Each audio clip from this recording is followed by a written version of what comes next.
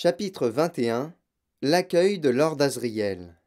Lyra chevauchait un jeune ours puissant, tout comme Roger, tandis que Yorek, infatigable, marchait en tête. Une escouade armée d'un lance-feu fermait la marche. Le voyage fut long et pénible. Les régions intérieures de Svalbard étaient montagneuses. Un foisonnement de pics et de crêtes abruptes traversées par des ravins profonds et des vallées encaissées. Mais surtout, il y régnait un froid intense. Lyra pensait avec nostalgie au traîneau des gitans qui glissait en douceur sur la neige pour se rendre à Bolvangar. Rétrospectivement, comme ce trajet lui semblait rapide et confortable. Ici, l'air glacé était plus pénétrant que partout ailleurs. Peut-être l'ours qu'elle chevauchait n'avait-il pas le pas aussi léger que Yorek, ou peut-être était-elle minée par la fatigue. Quoi qu'il en soit, ce voyage lui semblait interminable.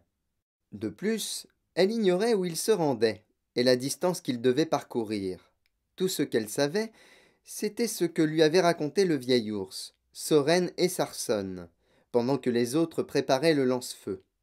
Il avait participé aux négociations avec Lord Asriel concernant les conditions de son emprisonnement, et il s'en souvenait très bien. Au début, raconta-t-il, les ours de Svalbard considéraient Lord Asriel de la même manière que tous les autres politiciens, rois ou fauteurs de troubles divers que l'on avait exilés sur une île sinistre. Tous ces prisonniers étaient des gens importants, se disait-il. Sinon, ils auraient été tués immédiatement par leurs compatriotes. Peut-être pourrait-il un jour se révéler précieux pour les ours si leur destin politique s'inversait et s'ils retournaient gouverner leur pays. Peut-être alors serait-il reconnaissant aux ours de ne pas les avoir traités avec cruauté ou mépris. Aussi, Lord Asriel avait-il rencontré à Svalbard des conditions de détention ni meilleures ni pires que des centaines d'autres exilés. Toutefois, certaines choses rendaient ces geôliers méfiants. Il y avait d'abord le parfum de mystère et de péril spirituel qui entourait tout ce qui concernait la poussière, il y avait l'angoisse évidente de ceux qui l'avaient conduit ici, et enfin il y avait les entretiens privés entre Madame Coulter et Iofur Raknison. En outre, les ours n'avaient jamais été confrontés à un individu à la personnalité aussi hautaine et majestueuse que Lord Asriel. Sur ce point, il surpassait même Iofur Raknison. Il savait discuter avec force et éloquence, et réussit à persuader l'ours roi de le laisser choisir son lieu de résidence. Le premier endroit qu'on lui avait attribué était situé trop bas, dit-il. Il avait besoin d'un point élevé au-dessus de la fumée et de l'agitation des mines et des forgerons. Il donna aux ours les plans du logement qu'ils souhaitaient, en leur précisant l'endroit qu'il avait choisi. Il les acheta avec de l'or, il flatta Iofur Raknison, et les ours se mirent au travail avec un enthousiasme surprenant. Bientôt, une maison se dressa sur un promontoire orienté au nord, une grande construction solide munie de cheminées, dans lesquelles brûlaient d'énormes blocs de charbon extraits et transportés par les ours, avec d'immenses fenêtres en verre véritable. C'est là qu'il vivait, prisonnier, traité comme un roi. Il entreprit ensuite de réunir le matériel nécessaire à l'installation d'un laboratoire. Avec une formidable ténacité, il se fit apporter des livres, des instruments, des produits chimiques, toutes sortes d'outils et d'appareils. Miraculeusement, tout lui parvint en provenance de tel ou tel endroit, parfois au grand jour, parfois de manière clandestine, par le biais des visiteurs qu'il exigeait de pouvoir recevoir. Par voie terrestre, par mer et par air, Lord Asriel réussit à rassembler tout son matériel, et moins de 6 mois après son envoi en exil, il disposait de tout ce dont il avait besoin. Depuis, il travaillait, il réfléchissait, calculait, planifiait, dans l'attente de la dernière chose qui lui manquait encore, pour accomplir la tâche qui effrayait tant le conseil d'oblation. Et cette chose se rapprochait à chaque minute. Lyra aperçut pour la première fois la prison de son père quand Yorek s'arrêta au pied d'une crête pour permettre aux enfants de se dégourdir les jambes et de se réchauffer, car le froid commençait à les paralyser dangereusement. Regardez là-haut, dit-il. Une large pente couverte d'éboulis et de glace, dans laquelle on avait dégagé un chemin à grand-peine, menait à un rocher escarpé qui se détachait sur le ciel. L'aurore était absente, mais les étoiles brillaient. Au sommet du rocher noir et nu reposait une construction somptueuse qui projetait de la lumière dans toutes les directions. Non pas la lueur enfumée et tremblante des lampes à graisse de phoque, ni la blancheur brutale des éclairages en barrique, mais la douce et crémeuse lumière du naphte. Les fenêtres ainsi éclairées indiquaient elles aussi le formidable pouvoir de Lord Asriel. Le verre coûtait très cher, et sous ces terribles latitudes, de si grandes fenêtres gaspillaient beaucoup de chaleur. En ce lieu, elles constituaient une marque de richesse et d'influence bien plus grande que le palais vulgaire de Yofur Raknisson. Les deux enfants remontèrent sur leur ours pour la dernière fois, et Yorek gravit en premier la colline. Il y avait une cour qui disparaissait sous une épaisse couche de neige, entourée par un muret, et au moment où Yorek poussait le portail, une cloche résonna quelque part dans la maison. Laïra mit pied à terre. Elle avait du mal à tenir debout. Malgré tout, elle aida Roger à descendre de sa monture, et en se soutenant mutuellement, les deux enfants avancèrent tant bien que mal vers les marches du perron, dans la neige qui leur montait jusqu'à mi-cuisse. Ah, comme il devait faire chaud dans cette maison! Quelle tranquillité! Quel repos! Au moment où Laïra tendait la main vers la poignée de la sonnette, la porte s'ouvrit. La fillette découvrit un petit vestibule faiblement éclairé, destiné à conserver l'air chaud, et sous la lampe se tenait un individu qu'elle reconnut immédiatement, le majordome de Lord Asriel, Thorold, accompagné de son démon Doberman, Enfang. D'un geste las, la fillette ôta sa capuche. Qui donc? Voyant à qui il avait affaire, Thorold s'interrompit. Laïra? La petite Laïra? Est-ce que je rêve? Il ouvrit la deuxième porte qui se trouvait derrière lui. Celle-ci donnait sur un salon où, dans une grande cheminée de pierre, rougeoyait un feu de charbon. La lumière chaude des lampes à naphte se répandait sur les tapis, les fauteuils en cuir, le bois verni. Laïra, qui n'avait jamais rien vu de tel depuis son départ de Jordan College, ne put retenir un hoquet de surprise. Le démon léopard des neiges de Lord Asriel grogna. Son père était là, devant elle, avec son visage puissant, aux yeux si noirs, volontaire, triomphant et plein d'entrain tout d'abord. Mais soudain il blêmit. Ses yeux s'écarquillèrent avec effroi lorsqu'il reconnut sa fille. Non! Non! Il recula en titubant et dut se retenir au manteau de la cheminée. Laïra, elle, était pétrifiée. Va-t'en! S'écria Lord Asriel. Fais demi-tour et va-t'en! Je ne t'ai pas fait venir! La fillette resta muette. 2 fois elle ouvrit la bouche pour parler, puis une troisième fois, mais elle ne parvint qu'à bredouiller. Je suis venue pour. Son père paraissait effrayé. Il ne cessait de secouer la tête en tendant les mains devant lui comme pour la repousser. Laïra ne comprenait pas sa réaction. Elle avança d'un pas pour le rassurer et Roger, inquiet, la rejoignit. Leurs 2 démons vinrent se placer devant la cheminée, et finalement Lord Asriel passa sa main sur son front, quelque peu rasséréné. Ses joues retrouvèrent des couleurs, et il dévisagea les 2 enfants. Laïra! C'est vraiment toi, Laïra?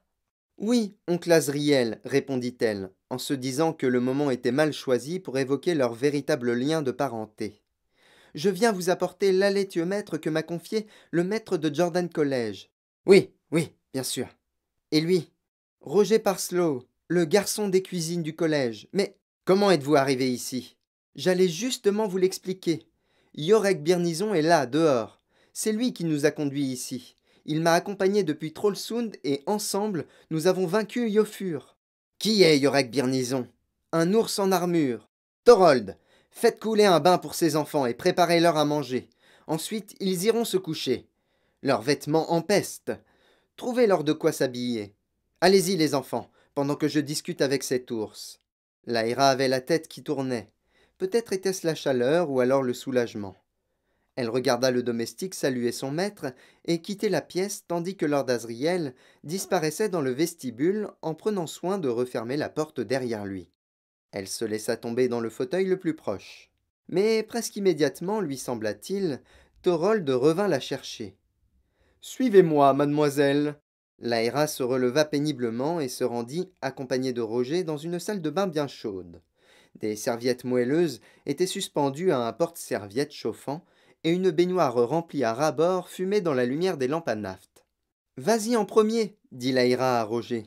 Je vais m'asseoir derrière la porte. On pourra bavarder. Roger entra dans l'eau brûlante en grimaçant, le souffle coupé.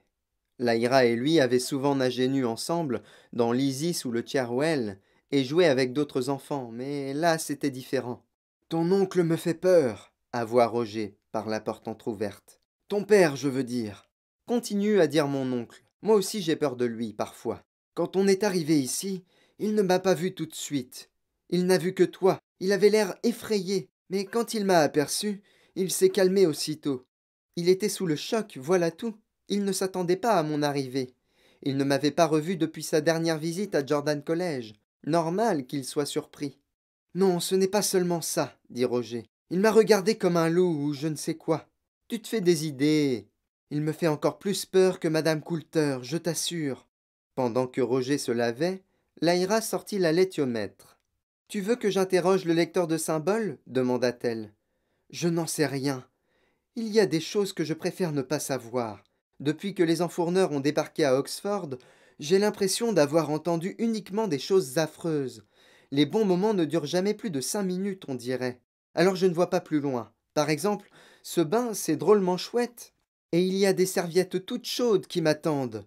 Une fois que je serai sec, peut-être que je pourrai espérer un bon repas. Mais je refuse de voir plus loin. Quand j'aurai mangé, peut-être que je pourrai espérer piquer un roupillon dans un lit douillet. Mais après, c'est l'inconnu, Laïra. On a vu des choses horribles, toi et moi, pas vrai? Et c'est pas fini, je parie. Alors je crois que je préfère ne pas savoir ce que me réserve l'avenir. Je m'en tiens au présent. Oui, je comprends, soupira Laïra. Parfois je me fais les mêmes réflexions. Elle garda la laitiomètre dans ses mains, mais seulement pour y puiser du réconfort, laissant tournoyer la grande aiguille sans lui prêter attention. Pantalaimon la suivait des yeux lui aussi, sans rien dire. Quand Lyra et Roger se furent lavés, qu'ils eurent mangé du pain et du fromage, bu un peu de vin et d'eau chaude, Thorold le domestique déclara Le garçon doit aller se coucher. Je vais lui montrer son lit. Quant à vous, mademoiselle Lyra, sa seigneurie veut que vous la rejoigniez dans la bibliothèque. Lyra retrouva Lord Asriel dans une pièce dont la baie vitrée surplombait l'océan gelé en contrebas. Un feu de charbon se consumait dans une grande cheminée, et seule une lampe à naphte projetait une faible lueur, si bien que presque aucun reflet ne venait s'interposer entre les occupants de cette pièce et le morne paysage, éclairé par les étoiles. Confortablement installé dans un profond fauteuil près de la cheminée, Lord Asriel lui fit signe d'approcher et de s'asseoir dans l'autre fauteuil, placé juste en face. Ton ami Yorek se repose dehors, dit-il. Il préfère le froid. Vous a-t-il parlé de son combat contre Iofur Raknison? Pas en détail, mais j'ai cru comprendre qu'il était le nouveau roi de Svalbard. C'est vrai? Évidemment que c'est vrai. Iorek ne ment jamais. On dirait qu'il s'est désigné comme ton ange gardien. Non, c'est John Fa qui lui a ordonné de veiller sur moi, et il obéit. Que vient faire John Fa dans cette histoire? Je vous le dirai si vous me dites quelque chose en échange. Vous êtes mon père, n'est-ce pas? Oui, et alors? Alors vous auriez dû me le dire avant, voilà tout. Vous n'avez pas le droit de cacher ce genre de choses. On se sent idiot quand on apprend la vérité. Et c'est cruel. Qu'est-ce que ça changeait que je sache que vous êtes mon père? Vous auriez pu m'avouer la vérité depuis longtemps. Il fallait me le dire et me demander de garder le secret. J'aurais tenu ma langue malgré mon âge. Si vous me l'aviez demandé, j'aurais été si fier que rien n'aurait pu m'arracher ce secret. Mais vous ne m'avez jamais rien dit. Les autres savaient, mais pas moi. Qui te l'a dit? John Fa. T'a-t-il parlé de ta mère également? Oui. Dans ce cas, je n'ai plus grand-chose à te raconter. Et je n'ai aucune envie d'être questionné et condamné par une enfant insolente. Je veux que tu me racontes ce que tu as vu et entendu en venant ici. Je vous ai apporté ce fichu à l'éthiomètre, non? S'exclama Lyra au bord des larmes. J'ai veillé sur ce machin depuis Jordan College. Je l'ai caché et protégé, malgré tout ce qui nous est arrivé, et j'ai appris à m'en servir. Je l'ai gardé précieusement pendant tout ce voyage, alors que j'aurais pu le donner pour avoir la paix. Et vous ne me dites même pas merci? Vous n'avez même pas l'air content de me voir. Franchement, je me demande pourquoi j'ai fait tout ça, mais je l'ai fait. J'ai tenu bon, même dans le palais puant de Iofur Raknison, au milieu de tous ces ours. J'ai tenu bon toute seule, et je l'ai convaincu de se battre contre Yorek. Tout ça pour pouvoir arriver jusqu'ici pour vous. Et en me voyant, vous avez failli vous évanouir, comme si je vous avais fait horreur. Vous n'êtes pas humain, Lord Asriel. Vous n'êtes pas mon père. Mon père ne me traiterait pas de cette façon. Les pères sont censés aimer leurs filles, non? Vous ne m'aimez pas, et moi non plus je ne vous aime pas. J'aime Farder Coram, j'aime Yorek Birnison, j'aime plus cet ours que vous, et je parie que Yorek m'aime plus que vous ne m'aimez. Tu viens de me dire qu'il ne faisait qu'obéir aux ordres de John Fa. Si tu veux te placer sur un plan sentimental, je refuse de perdre mon temps en discutant avec toi. Prenez votre allétiomètre dans ce cas. Moi, je repars avec Yorek. Pour aller où? Je retourne au palais. Il se battra contre Madame Coulter et le conseil d'oblation quand ils débarqueront. Et s'il perd, je mourrai moi aussi. Je m'en fiche. S'il gagne, nous enverrons chercher Lee Scoresby et je repartirai dans son ballon pour... Qui est ce Lee Scoresby? Un aéronaute. C'est lui qui nous a menés ici. Mais son ballon a eu un accident. Tenez, voici l'alétiomètre. Il est en bon état. Lord Asriel, ne faisant aucun geste pour le prendre, Lyra le déposa sur le pare-feu en cuivre devant la cheminée.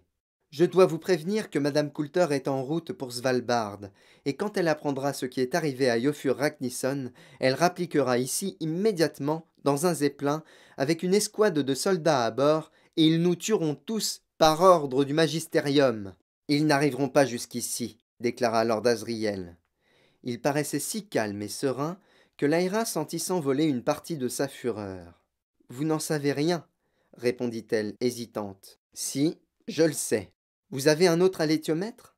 Je n'ai pas besoin d'allétiomètre pour savoir cela. Mais parle-moi plutôt de ton voyage, Lyra. Raconte-moi tout depuis le début. Ce qu'elle fit, en détail. En commençant par le jour où elle s'était cachée dans le salon à Jordan College, avant d'évoquer l'enlèvement de Roger par les enfourneurs, son séjour chez Madame Coulter à Londres, et tout ce qui s'était passé ensuite. C'était une longue histoire, et quand elle eut terminé, elle dit « Il y a un détail que j'aimerais connaître moi aussi, et j'estime avoir le droit de le savoir, tout comme j'avais le droit de savoir que vous étiez mon père. Mais puisque vous m'avez caché la vérité, répondez au moins à ma question, pour vous racheter. Parlez-moi de la poussière. Pourquoi est-ce que tout le monde en a si peur ?» Lord Asriel l'observa, comme s'il s'interrogeait pour savoir si elle pouvait comprendre ce qu'il s'apprêtait à lui dire. Jamais il ne l'avait regardée avec une telle gravité. Jusqu'alors, il s'était toujours comporté comme un adulte qui satisfait les petits caprices d'un enfant. Mais aujourd'hui, il semblait penser qu'elle était mûre. C'est la poussière qui fait fonctionner l'alétiomètre, dit-il. Ah, je m'en doutais. Mais à part ça, comment l'a-t-on découverte? D'une certaine façon, l'Église a toujours su qu'elle existait. Pendant des siècles, les prêtres en ont parlé dans leurs sermons en lui donnant un autre nom. Il marqua un temps d'arrêt, avant de poursuivre. Mais il y a quelques années, un moscovite nommé Boris Mikhailovitch Rusakov a découvert une nouvelle sorte de particules élémentaires. Tu as entendu parler des électrons, des photons et des neutrinos? C'est ce qu'on appelle des particules élémentaires, car on ne peut pas trouver plus petit. Il n'y a rien d'autre à l'intérieur, à part elle-même. Cette nouvelle sorte de particule était élémentaire, elle aussi, mais très difficile à mesurer, car elle ne réagissait pas comme les autres. Ce que Rusakov ne comprenait pas, c'est pourquoi cette nouvelle particule semblait se rassembler là où se trouvaient des êtres humains, comme si elle était attirée par nous, plus particulièrement les adultes. Les enfants aussi, mais beaucoup moins, tant que leur démon n'avait pas adopté une forme définitive. Dès la puberté, les enfants semblent attirer davantage la poussière. Et ensuite, elle se dépose sur eux comme elle se dépose sur les adultes. Toutes les découvertes de ce type, parce qu'elles ont une influence sur les doctrines de l'Église, doivent être annoncées par l'intermédiaire du magisterium à Genève. Or, la découverte de Rusakov était si étrange, si insolite, que l'inspecteur du conseil de discipline consistoriale a suspecté son auteur d'être possédé par le diable. Il a accompli un exorcisme dans le laboratoire et il a questionné Rusakov selon les règles de l'Inquisition. Mais finalement, ils ont dû reconnaître qu'il ne mentait pas et qu'il n'essayait pas de les abuser. La poussière existait réellement. Mais un problème demeurait, déterminer la nature de la poussière. Étant donné son rôle, l'Église ne pouvait choisir qu'une seule option. Le magistérium a décrété que la poussière était la manifestation physique du péché originel. Sais-tu ce qu'est le péché originel? Lyra fit la moue. Elle avait l'impression de se retrouver soudain à Jordan College, interrogée sur un sujet qu'on ne lui avait enseigné qu'à moitié. Oui, plus ou moins, dit-elle. Bon, tu ne sais pas. Va me chercher la Bible sur l'étagère là-bas, près du bureau. Lyra s'exécuta. Elle tendit le gros livre noir à son père. Te souviens-tu de l'histoire d'Adam et Ève? Évidemment, Ève n'avait pas le droit de manger le fruit défendu, mais le serpent l'a convaincue et elle l'a fait. Que s'est-il passé ensuite? Euh, Adam et Ève ont été chassés. Dieu les a mis à la porte du jardin. Dieu leur avait interdit de manger le fruit. Souviens-toi, ils étaient nus dans le jardin comme des enfants. Leur démon prenait toutes les formes qu'il désirait. Mais voici ce qui s'est passé.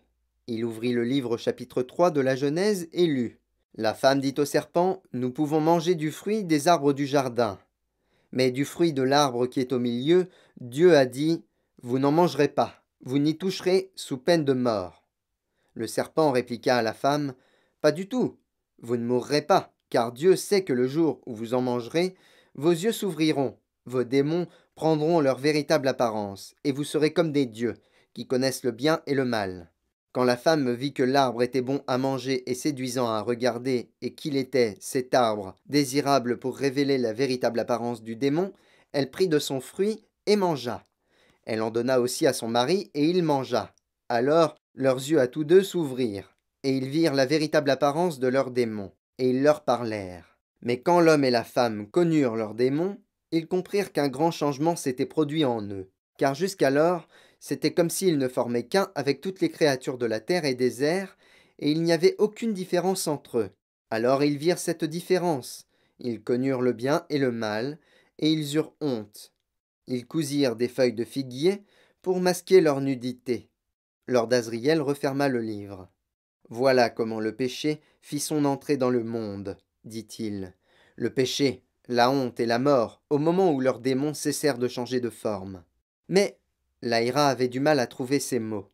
Ce n'est pas la vérité, pas comme la chimie ou la mécanique. Adam et Ève n'ont pas vraiment existé. L'érudit de Cassington m'a dit que c'était une sorte de conte de fées. La chaire de Cassington est traditionnellement attribuée à un libre penseur. C'est son rôle de contredire la foi des érudits. Évidemment qu'il t'a dit cela. Mais considère Adam et Ève comme un nombre imaginaire, comme la racine carrée de -1. Tu ne peux pas avoir la preuve concrète de son existence, évidemment, mais si tu l'inclus dans tes équations, tu peux alors faire toutes sortes de calculs qu'on ne pourrait pas imaginer sans cela. En tout cas, c'est ce qu'enseigne l'Église depuis des milliers d'années. Et quand Russakoff a découvert la poussière, c'était au moins la preuve physique qu'il se passait quelque chose au moment où l'innocence se transformait en expérience. Soit dit en passant, la Bible elle-même nous a donné le nom poussière. Au début, ils ont appelé ça les particules de Russakoff. Mais peu de temps après, quelqu'un a souligné un passage étrange vers la fin du chapitre 3 de la Genèse, quand Dieu maudit Adam qui a mangé le fruit. Il rouvrit la Bible et montra à Lyra le passage en question. Elle lut à haute voix. À la sueur de ton front, tu mangeras ton pain jusqu'à ce que tu retournes au sol, puisque tu en fus tiré, car tu es poussière, et tu retourneras poussière. Lord Asriel reprit la parole. Les savants de l'Église se sont toujours interrogés sur la traduction de ce verset. Pour certains, il ne faut pas lire tu retourneras à la poussière, mais plutôt tu seras soumis à la poussière. Tandis que d'autres affirment que ce verset est une sorte de jeu de mots sur terre et poussière, et en réalité cela signifie que Dieu reconnaît la part de péché de sa propre nature.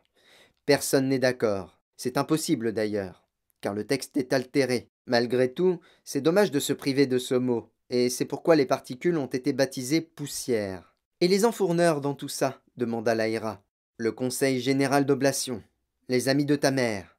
Elle a été très maligne de saisir cette occasion pour établir son influence, car c'est une femme intelligente, comme tu l'as sans doute remarqué. Le magistérium a tout intérêt à voir fleurir une foule d'organismes divers. Il peut ainsi les monter les uns contre les autres. Si l'un d'eux l'emporte, le magistérium affirme l'avoir soutenu depuis le début, et en cas d'échec, il peut toujours prétendre qu'il s'agissait d'une organisation dissidente qui n'avait jamais obtenu de véritable autorisation. Ta mère a toujours été assoiffée de pouvoir. Tout d'abord, elle a essayé de l'obtenir par la voie normale, c'est-à-dire le mariage. Mais ça n'a pas marché, comme tu le sais certainement. Alors elle a été obligée de se tourner vers l'Église. Évidemment, elle ne pouvait suivre la même voie qu'un homme, c'est-à-dire la prêtrise. Il lui fallait employer une méthode non orthodoxe. Elle a bâti son propre ordre religieux, ses propres réseaux d'influence. Elle a fait son chemin. C'était une excellente idée de se servir de la poussière. Tout le monde en avait peur, personne ne savait quoi faire, et quand elle a proposé de mener une enquête, le magistérium soulagé lui a fourni un soutien financier et toutes sortes de ressources. Mais il coupait les... Laïra n'avait pas le courage d'achever sa phrase. Vous savez bien ce qu'il faisait. Pourquoi l'Église les a-t-elle laissés faire une chose pareille? Il y a un précédent. Ce genre de chose s'est déjà produit, figure-toi. Sais-tu ce que signifie le mot castration? C'est une opération qui consiste à couper les organes sexuels d'un jeune garçon pour qu'il ne devienne pas un homme. Un castrat conserve sa voix fluette toute sa vie. C'est pourquoi l'Église autorisait ces pratiques. C'était tellement utile pour la musique religieuse. Certains castratis sont devenus de grands chanteurs, des artistes exceptionnels. Mais beaucoup sont restés des demi-hommes, des êtres obèses et aigris. Certains sont morts des suites de l'opération. Tu vois, l'Église ne recule pas devant une petite amputation. Il y a eu un précédent, et cette méthode serait tellement plus hygiénique que celle d'autrefois, disait-il, quand il n'y avait ni anesthésie, ni bandage stérile, ni soins véritables. Ce serait une méthode douce par comparaison. C'est faux, s'écria Laïra avec fureur. C'est faux. Évidemment. C'est pour cette raison qu'ils ont été obligés d'aller se cacher très loin, ici, dans le nord, dans les ténèbres et l'obscurité. Et c'est pourquoi l'Église était contente d'avoir quelqu'un comme ta mère à la tête de l'opération. Car qui se méfierait d'une personne aussi charmante, si douce et si raisonnable, avec de si bonnes relations? D'un autre côté, comme s'il s'agissait d'une opération secrète, officieuse, le magistérium pouvait toujours se désolidariser d'elle en cas de besoin. Mais qui a eu l'idée de ces amputations au départ? C'est elle. Elle a supposé que les deux phénomènes qui se produisaient à l'adolescence étaient liés. La transformation définitive du démon et le fait que la poussière commençait à se déposer. Peut-être que si l'on pouvait séparer le démon du corps, nul ne serait jamais atteint par la poussière, c'est-à-dire le péché originel. La question était de savoir s'il était possible de séparer le démon et le corps de l'enfant sans tuer celui-ci. Mais ta mère a voyagé dans de nombreux pays. Elle a vu toutes sortes de choses. Elle est allée en Afrique, par exemple. Les Africains connaissent un moyen de transformer un esclave en ce qu'ils appellent un zombie. Celui-ci n'a plus aucune volonté.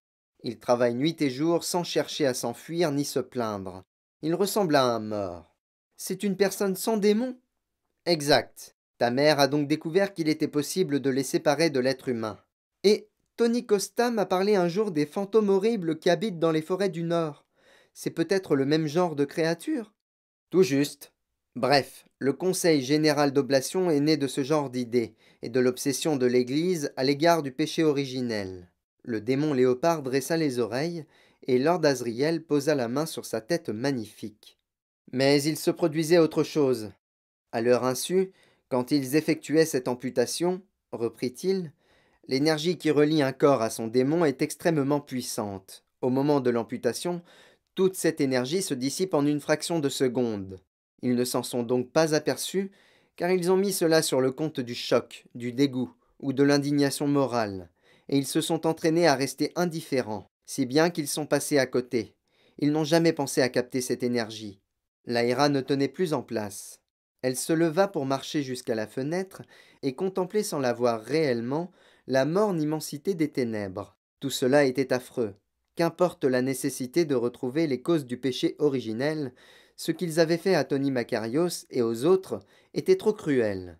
Rien ne pouvait justifier cette horreur. Et vous, qu'avez-vous fait? Demanda-t-elle à Lord Asriel sans se retourner.